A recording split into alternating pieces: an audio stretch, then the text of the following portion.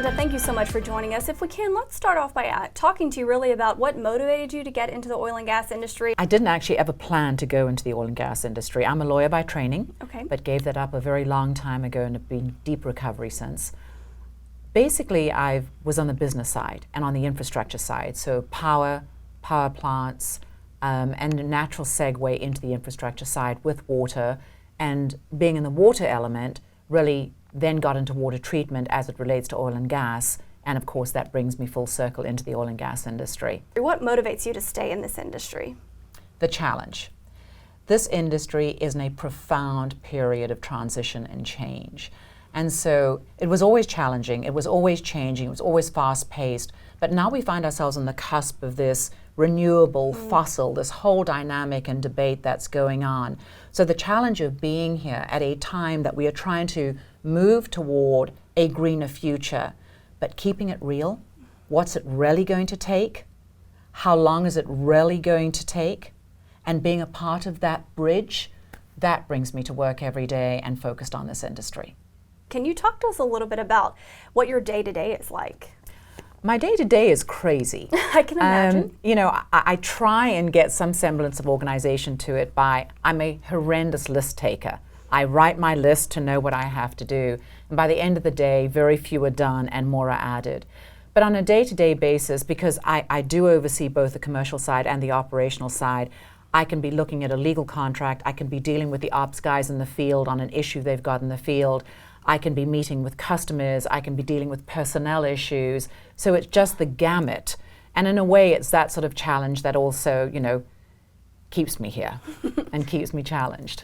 And what about a significant career milestone? I'm sure you've had many with coming to this, you know, very deserving the titles that you have. Can you talk to us a little bit about the significant milestones you've had? I never really think about life as a series of milestones versus a journey. And you have your successes, you have your failures. Your failures are every much as much of a milestone as your successes are. And really, you sort of look at it as, if you look back at a period, or even just on a day-to-day basis, if you took more steps forward than you took back, it's a milestone because there was forward movement. But, you know, if I think about a particular milestone or just an event that sort of stands out, it may have been 2017, Gas Tech in Abu Dhabi, when I was invited to be the innovation speaker. And I speak a lot and it doesn't really bother me.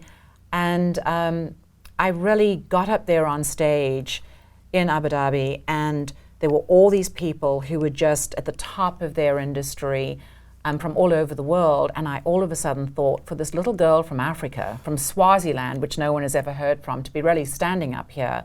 And it really sort of just had this impact, made me think and, you know, humbled me again. But I think that was just an event that stands out, and maybe you can call it a milestone. Amanda, if you can, let's talk about what has been your biggest challenge or risk with being a woman in the industry. And I think therein lies some of the biggest challenge, and that is being viewed as a woman. I like to be viewed as a professional in the industry, and so on my personal journey, I chose not to accept that I was different because I was a woman, to believe in a meritocracy, and just know and not resent that I was going to have to work harder. I was going to have to prove myself. I was going to have to also make sure that people in the industry viewed me as credible, that I had a voice, that I had a contribution, and that I would be there for the long haul. And so, yes, being a woman has been challenging, less so over time. Certainly at my seasoned age, it was, you know, pretty challenging in the beginning, as it was for many of my peers. But I think many of us just chose to just work hard and believe in the end it would be fine. And what about advice for younger professionals, maybe trying to find their way? Can you share some of that insight with us? Don't be impatient. Put your head down. If you want to be in this industry, make the commitment. Make sure people around you know you're there for the long haul, that if you're going to be there, you're reliable. Be tolerant, have an open mind, realize this is a journey and you can't micromanage your career. Take risk. Get out of your box, get out of the comfort zone. But more than anything else, make the commitment, put in your time, learn your craft. And Amanda, can I ask you how important you think mentors are for men or women, really? I think mentors are very important, but for the right reason. You're not looking for a friend. you're looking for a player coach, someone who's been there, someone who's done it, somebody who can give you perspective. Be thoughtful about it. Seek out a mentor who is somebody who can give you advice, who understands the position you're in and also understands the area or your capability. And then listen to that advice. Constructive criticism for many is hard, but constructive criticism may be the best thing you ever get. Give back to your mentor. It's not about just trying to find that friend and hoping they're going to push you along. It's worked both ways, but I think it's very, very important. My next question for you is advice on work-life balance. That can be the million-dollar question for many. Do you have anything to share there? Well, first of all, there's no balance. You know, everyone talks about the work-life balance. I raised 2 sons. You know, it's a seesaw. Sometimes you're up, sometimes you're down. And we all played in the playground on that seesaw, and it's never just right there in balance. But if there is any advice, it's different for everybody. I chose to have children, so as a consequence, you're going to try and find a balance in a different way. But I do think you have to stop, be very thoughtful about what you think the balance is for you, and to basically then draw those boundaries. Know that there will be consequences to the boundaries you draw. Be kind to yourself, because you also are in this work balance. And when the sacrifices are made, you tend to sacrifice yourself more than anybody else. But I think make sure you think through it, what you want. We live riddled with guilt when we work and we try and have this, whether we're a spouse, a daughter, a mother, you're riddled with guilt, but don't have regret.